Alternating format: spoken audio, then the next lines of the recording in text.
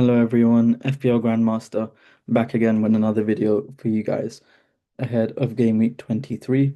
We'll jump straight into it and start with the Game Week 22 review. So this week it was very low scoring. I was lucky to come away with a very small green arrow this week, owing completely to my defense. Sanchez, Gabriel, and Mukiele getting me up to 44 points. Elsewhere in the team, it was just blank after blank, really. Nothing really to write home about. Um, the midfield, I mean, we can talk about that. Bruno and Grealish, they've been okay-ish. Like Bruno especially has been quite reliable actually, so I don't really have much complaints over him. But it's the two more expensive options, Saka and Foden, and I think it's been quite a, a common theme this season. A lot of the more expensive assets really haven't been delivering the value that warrants, spending the amount you're spending on these players. Saka rotated. It's annoying, really, and you just don't know. I mean, you'd think against United this game week, he has to play 90, but you just can't be sure about that. With Foden, it's a similar situation. You really don't know now, especially with all the competition in the City team. Um, it's frustrating with him. I think he also only played 45, so yeah, quite frustrating there. Elsewhere in the team, into the forward line. Krupi Jr. I mean, I'm not. It's kind of like he's the type of player where, because of his price, I was willing to give him a punt against Brighton away. I mean, I didn't see Cunha doing much. He proved me wrong, I guess, with the 4 points, but nothing really too crazy there. But with Krupi, I'm quite patient because of the price point, and he's the type of player where I'll probably rotate and play him if one of my other players have a bad week or a bad and tough fixture. But elsewhere, yeah, he's on the bench most weeks, I think. Bowen has just not been doing anything for me. Even with West Ham winning, not involved in either of the goals in terms of goals and assists. He did get defensive contributions again, but picks up a yellow card for his troubles. So only the 3 points from him. Haaland again blanking. It's a frustrating situation with him at the moment. You'd like to think with Wolves at home as the next fixture, as good as they've been, he'll do better, but it's just kind of a wait and see. But yeah, I think the big thing for me this week is the bench. Dorgu finally turned up and hit it big against Man City. I was never going to play him, so in that sense, I'm not really too frustrated about it. But of course, it would have been nice to have the points. Would have been a decent week to bench boost actually, but with the fixtures, I was never really going to do that. Heading now into the selection for game week 23, however, this is how I'm currently set up. So it's the same as last week. With the defense, I mean, Lacroix could come in to the defense maybe, but I'm not really tempted to do that. I think Brighton at home for Anderson's the better fixture. Gabriel is just going to start most weeks, and West Ham, I know they beat Spurs, but Sunderland are a tough defense. Even away from home, it's not an easy fixture, and I'm pretty. So I'll rely on Mukiele at minimum for DEFCON, I think. The other thing is obviously, even though it's Bowen versus Mukiele, I mean, Bowen's not been doing much anyway. It's kind of like I'm mainly just keeping him because it's just not a priority transfer right now, but he's certainly not really been involved in the goals and assists, which is what you want for FPL. Into the midfield, I've got a couple problems this week. First, Grealish is he's out. We don't know how long for. There's rumors it's about 3 months, but we'll have to wait and see for the press conference tomorrow to be sure of that. But he's going to be out for a while, so it gives me a bit of a headache. Um, I mean, I'm considering a few options. I think he has to go this week, Grealish, because of that injury. I'm considering Njai, but because Everton play on the Monday, it's kind of difficult to know with certainty whether he's going to be back in time. So it feels like a bit of a punt.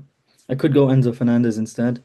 The Chelsea fixture swing is going to start next week, but Palace away is not the worst fixture, and given Grealish is definitely out, I might just go ahead and do that. The other concern is Bruno Guimaraes. He went off injured in the Champions League in midweek, so we're gonna have to see like how bad the injury is. It seems like a bit of a concern. Right now it's only a yellow flag, but I'm hoping we get more in the press conference tomorrow. Because I mean, even though it is Villa, even though it is Villa, it's at home, and he tends to play well at home. And I think if he's like as long as he's like okay, I think Howe has to start him because it's quite a big game. So I think he's a bit less of a priority transfer because worst comes to worst, I can kind of just play him and then he will just he'll go onto the bench if he doesn't play. I don't think he's gonna get subbed on. Then the other two midfielders, these two are a serious headache right now, Saka and Foden. Not exactly sure when to move them on. I think Foden is the more obvious one to move him on next week. This is kind of his last chance against Wolves now at home, but I'm not really super optimistic about that. Um, then in the forward line, Krupi, Bowen, and Haaland. Haaland's currently got captaincy. In terms of Krupi, I could play Cunha. I was considering transferring him out this week. I know the United fixtures look good after this, but I'm not sure now with Mbeumo coming back, um, how much Cunha is gonna get FPL points. I think he's of the three between Cunha and Mbeumo and Fernandes. Cunha is probably the weakest one, so I was kind of looking to move him on now, but Grealish is the priority transfer. I've got two in the bank, so we can see if we're just gonna make the one, or maybe we go for two. Um, but yeah, it's a bit of a difficult um thing this week to decide exactly where to move, what to do. One thing I was considering was to go for Semenyo this week. So that would that could be. I mean, Grealish has to go, I think. So this is a possible hypothetical to bring in Enzo Fernandez for Jack Grealish, and then for Cunha to go Semenyo, and then maybe captain him at Wolves at home because he didn't play in the Champions League in midweek, and therefore he'll be fresh, and I think he'll probably get 90 in that game. And seems like I mean, he's quite highly owned, but I don't know if he's going to get captained all that highly. So with that, I mean, it could be a good, I say differential. Like his EO is going to be high, his effective ownership is going to be high anyway, but it will be lower than Haaland's, I think. So if he comes away with something, then and Haaland doesn't, which you'd like to think Haaland would score against Wolves, but you just don't know. I feel like I'm kind of willing to take the punt, and I've also heard like there are rumors about Haaland getting rotated for Marmoush. So if he does, and if it's like just a cameo of the bench for Haaland, then if there's a chance of that, I think it's worth the risk. But it's more if this is the right long-term move because Semenyo will become a rotation risk. I think with so many wingers at City, it's kind of hard to know what to do. But yeah, those are my thoughts for Game Week 23 in the way of my personal team. Quickly, we can look at a wildcard draft. Now, I'll caveat this by saying I probably wouldn't recommend a wildcard this week. Um, for the reasons I mentioned, really. It's I mean, there's a fixture swing next week, but this week, there's a lot of teams have tough fixtures. So the teams that are gonna have good fixtures from next week on this week don't have the best fixtures. Like with Arsenal, for example, Man United at home. I mean, I know it is Man United, and you can get a different thing every week, but given they've just beat City 2-0, it feels like a bit unideal to like have triple Arsenal this week, but you can nonetheless.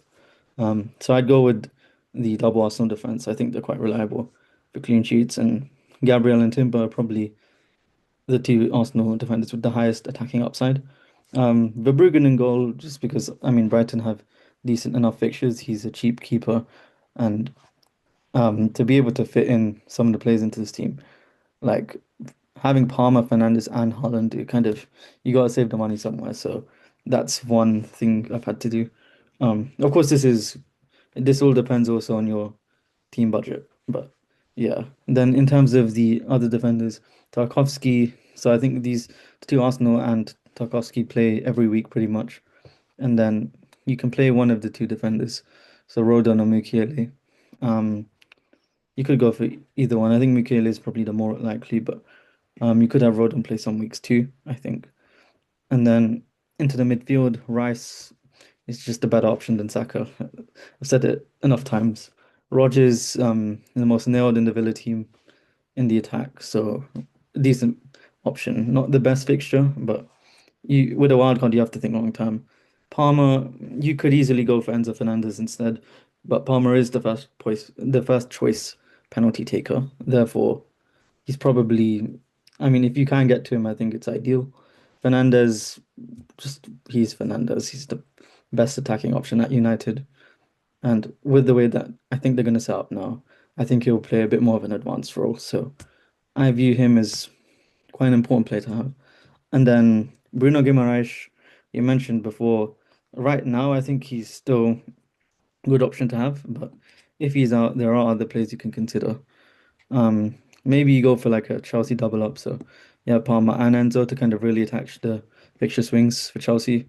You could go on Jai, that's another option. Um, Obviously it depends when he's back. Um, I don't know if he plays this week, but if there's a bit more clarity regarding that, then I think he's a perfectly good option. And then you'll notice I've gone with the two budget attackers and Haaland. I feel it's perfectly valid to go for a one striker setup the way the game's going at the moment. The forwards, we can have a look at them quickly. They're not really inspiring all that much.